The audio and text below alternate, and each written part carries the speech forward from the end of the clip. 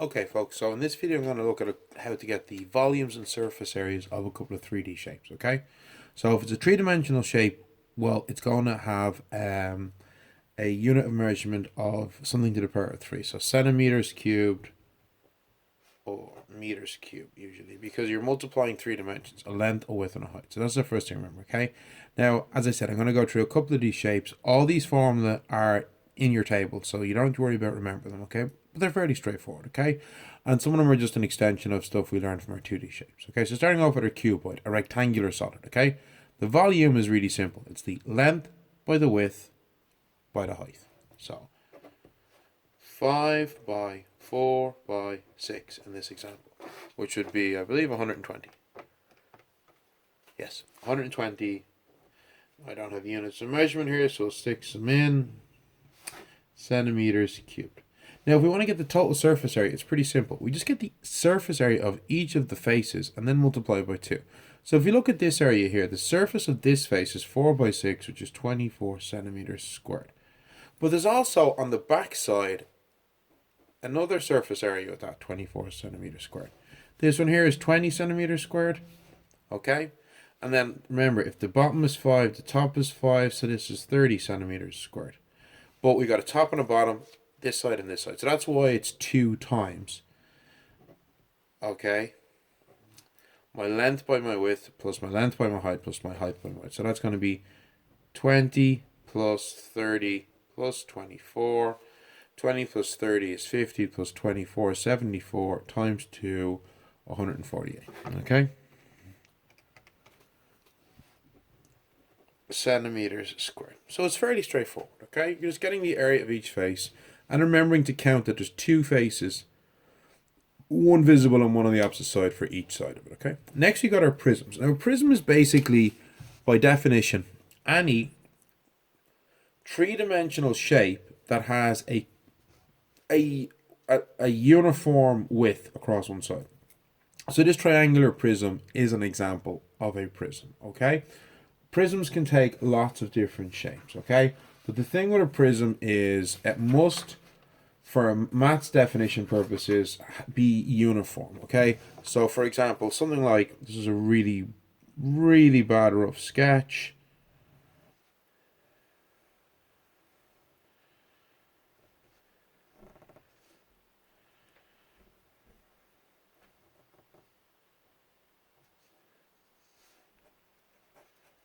This is not a prism because no matter what way I go, if I go in this direction, it gets narrower than wider again. And if I'm going in this direction, because it's curved, it's going to be wide then narrow then wide. Okay, so this would be not an example, but this is a prism. Okay, so it's fairly straightforward. To get the volume of a prism, you just pick the side that's uniform. So this side here, this facing here, this triangular face here, is the same triangular shape all the way across. This side isn't because this line here, as I go in, gets shorter, okay? So I can't go from this side, I have to go from this side, okay? So if this is a triangle, area of a triangle, half the base by the height, so that would be half of 5 by 3, which is 7.5. And then to get the volume, I multiply that by the depth, okay? So it'd be 75 centimeters cubed.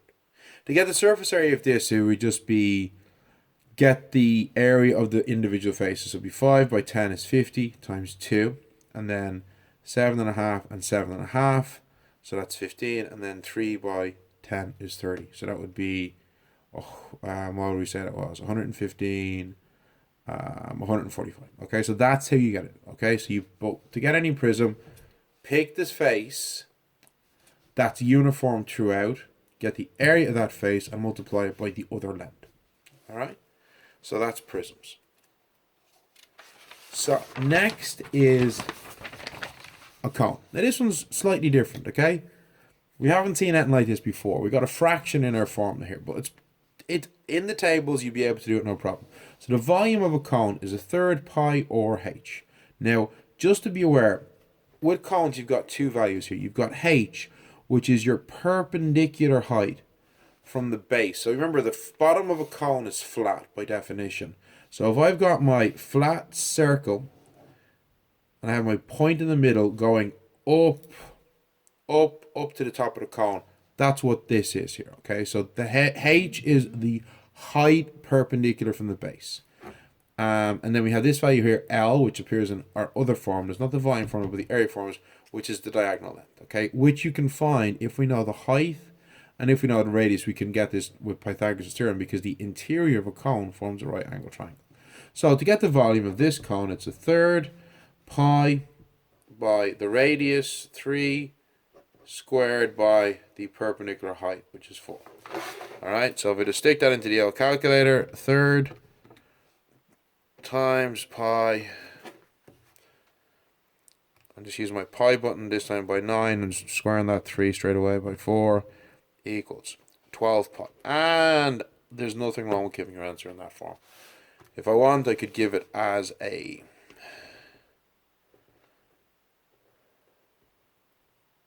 so it'd be 12 pi centimeters cubed or 37.7 centimeters cubed, okay? You might often be asked, if you're asked to give your answer in terms of pi, then you would give your answer like this, okay? If they say to correct to a decimal place, then we use our SD button on our calculator to change it into the decimal, okay? So I want to get the curved surface area. I want to get the area around this, the pointy bit. You can't really see it on my camera, but the curved pointy bit, okay?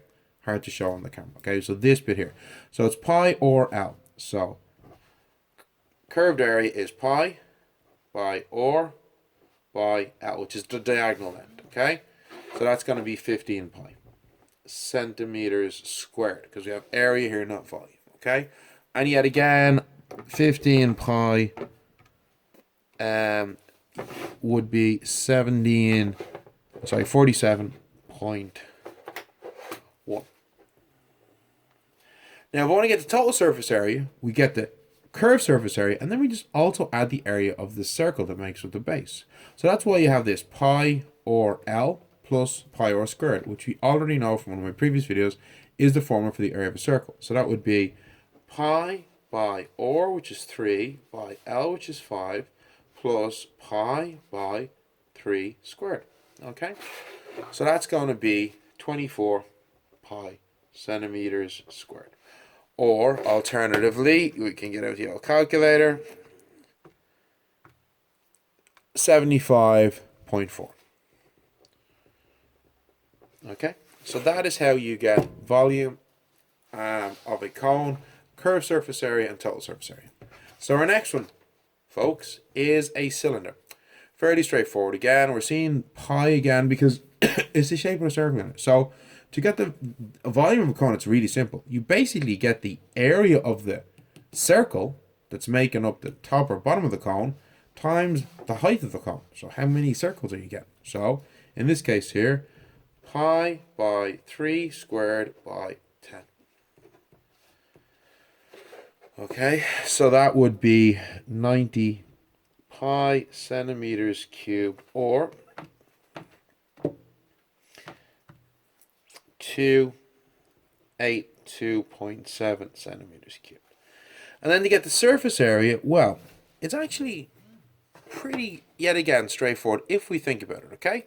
So if I were to cut this cylinder and unfold it out, I would get a rectangle, okay? Now, so if I take this and I fold it out,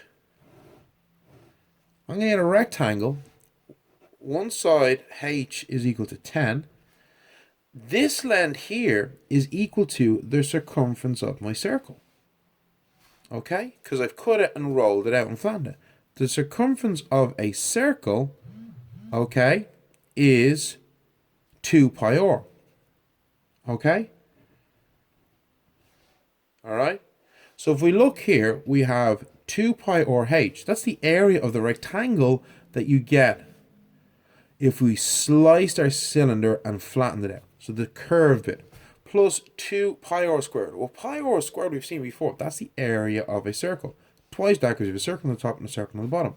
So that's how we get the total surface area of our cylinder. So in this example here, 2 by 3 by pi by h, which is, 10, plus 2 pi 3 squared. So that's going to be 30 pi plus 18 pi, which is 48 pi centimeters squared, or 150.8 centimeters squared, writing off to one decimal place. So that's how you get a cylinder.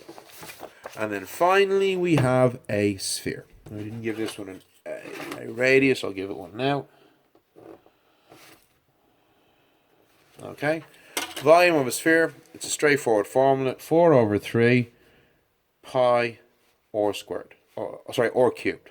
Okay, so by 4 to the power of 3. So we just take that into your calculator.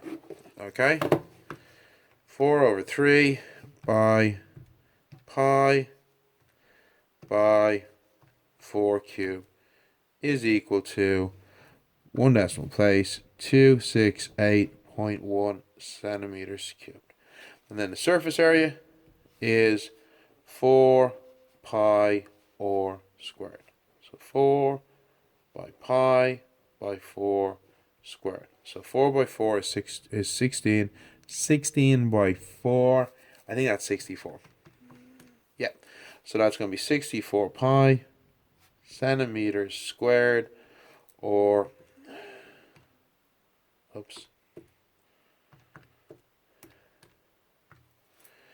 201.1 centimeters squared.